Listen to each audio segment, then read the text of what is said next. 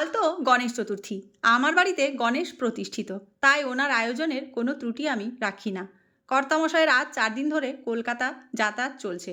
Meeting training এসবের চক্করে সময় দিতে পারছে না। মা মেয়ে দুজনেই বেরিয়ে পড়েছিলাম পাশেই আনন্দময়ীতলা বাজার করতে। কিছু মিষ্টি লাড্ডু এই দোকান থেকে নিয়ে নিলাম।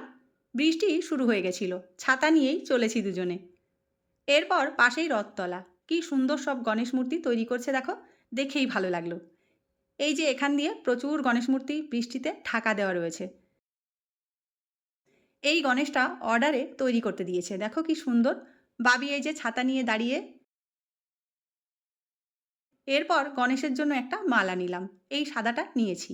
বাড়ির রাস্তায় ফিরছিলাম, ভাবলাম ষষ্ঠীতলার যে গণপতি তৈরি হচ্ছে ওটা তোমাদের সাথে একটু শেয়ার করি।